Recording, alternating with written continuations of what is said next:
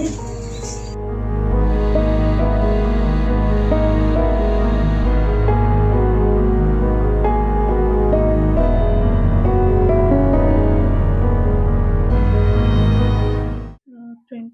February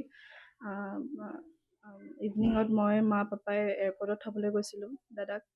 সেইটোৱে last meat আমাৰ। তাৰপিছত 8:30 কল আহিছে, সি পালেগৈ ভালে ভালে, তেনেকৈ কল কৰিছে সি। তাৰপিছত তাৰ লগৰবিলাকৰ পৰাও ইনফৰ্মেশ্যন পাইছোঁ যে 11:30 মানলৈ সিহঁতে কথা পাতিছে দাদাৰ লগত। তাৰপিছত কি হৈছে নাজানো, আমি 26 ফেব্ৰুৱাৰীৰ ৰাতিপুৱা 7টা-8টা মানৰ পৰা আমাৰ তাত কল আহিছিল, আমি উঠাব নোৱাৰিলোঁ। 9টা-10টা মানত আমি গম পালোঁ যে শ্লিপ হৈ পেলাই দাদা পৰিলে আৰু ডেথ। আমি ফাৰ্ষ্ট এইটোৱে গম পাইছোঁ যে দুজন লগৰ আছিলে। আমি প্ৰথম ছাছপেক্ট কৰিছোঁ যে হয়তো জেলেচি, কাৰণ দাদাৰ ওচৰত ভাল পেচেণ্ট আহিছিলে, ওড়িশাৰ মানুহে খুব ভাল পাইছিলে দাদাৰ কামখিনি।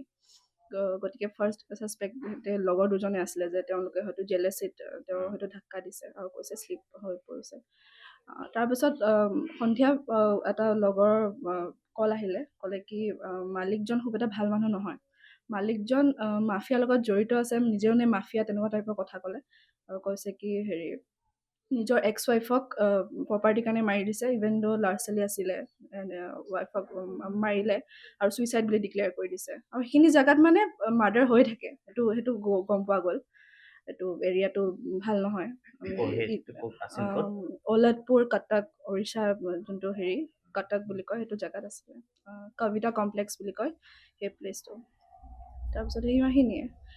আৰু মালিকৰ ওপৰত ছাছপেক্ট এইকাৰণে মেইনলি আহিছে কাৰণ মালিকে CCTV কেমেৰা, ইভেন দ' 15টা বা 20টা CCTV কেমেৰা আছে, আৰু এভৰি মুমেণ্টত মালিকে সদায় চাই থাকে যে অ'ত গৈছা ত'ত নাযাবা, এনেকৈ কল কৰি দিয়ে। তো সেই ৰাতি কিয় CCTV কেমেৰা কাম কৰা নাই, সেই সময়ত কিয় CCTV কেমেৰা ফুটেজ নাই, কেমেৰা বেয়া হ'ল, 15টা বা এটা কেমেৰা নহ'ল নে? আৰু ৰিচেণ্টলি গম পালোঁ, পাপাহঁত তাতে গৈছে উৰিষ্যা, গম পালোঁ যে না দাদাৰ মাথা ফাটিছে, না ভৰি কিবা ফ্ৰেকচাৰ হৈছে, যিহেতু 2nd ফ্ল'ৰৰ পৰা পৰিছে বুলি কোৱা গৈছে। আৰু হয়তো ফ্ৰেকচাৰ হ'ব লাগিছিলে, আমিতো ফাৰ্ষ্ট ভাবিছোঁ যদি 2nd ফ্ল'ৰৰ পৰা পৰিছে হয়তো ফ্ৰেকচাৰ হ'ব লাগিছিলে, ডেথটো হ'বই নালাগিছিলে। কিন্তু এতিয়া গম পাইছোঁ যে ফ্ৰেকচাৰো হোৱা নাই আৰু মাথাত একো কষ্টও পোৱা নাই, জাষ্ট নাকেদি ব্লিডিং হৈছে। তো দাদাক পয়জন দি খাদ্যত মিহলোৱা গৈছে, আৰু সেইটো ইনভেষ্টিগেশ্যন হ'ব লাগে। মই পুলিচ প্ৰশাসন আৰু আমাৰ অনাৰেবল চিফ মিনিষ্টাৰক মই হাতযোৰ কৰি মই অনুৰোধ জনাইছোঁ যে ভালদৰে ইনভেষ্টিগেশ্যন হওক, আমাৰ নৰ্থ ইষ্টৰ ল'ৰা ছোৱালী পঢ়িব যাওক হওক বা কাম কৰিব যাওক, সদায় এনেকুৱা কেছ আমি সদায় শুনিবলৈ পাই আছোঁ। আমি কিমান দিন আৰু এইবোৰ ধৈৰ্য ধৰি এইবিলাক কেছ শুনি থাকিম? মালিকজনৰ নাম কি? মালিকজনৰ নাম মোৰ বৰ্তমান এতিয়া মাইণ্ডত নাই, মই লৈছোঁ। মালিকজনৰ নাম বিশ্বজিত মোহন। নাই, কেতিয়াও কৰা নাছিল। খালি এয়াৰপৰ্টত থাকোঁতে 25th সেইদিনাখনেই যোনদিনাখন থ'বলৈ গৈছিলোঁ, কিয় নাজানো সি কৈ আছিলে মানে যে মালিকজন এনেকুৱা। মই বোলো চাইকো নেকি মানুহজন, এনেকুৱা টাইপৰ ক'লোঁ মই ভাবিছোঁ এনেই সি ষ্টৰি কৈ আছে চাগে। কিন্তু তেতিয়া এনেকুৱা ফিল হ'ল যে মালিকৰ লগত হয়তো সি তেনেকুৱা তৰ্ক বেচা লাগিছিল, আৰু মালিকে মানে হয়তো ইগত আহি, যিহেতু সি নিজৰ ৱাইফকে মাৰিব পাৰিছে। তৰ্ক লগা নাই কেতিয়াও, কৈছে মোৰ লগত মালিকৰ ভালেই। মোক ফোনত মই সুধিছোঁতো।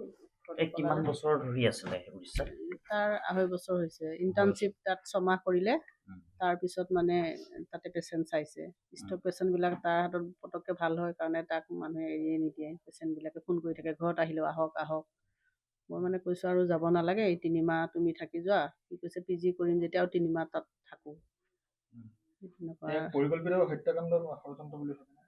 হত্যাকাণ্ডই কোনোবাই ষড়যন্ত্ৰ কৰি হত্যা কৰিছে।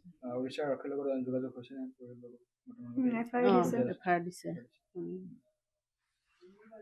এতিয়া উচিত শিক্ষা পাব। মালিকজনক কিবা আটক কৰা কিবা কিবি গম পাইছে নেকি? নাই।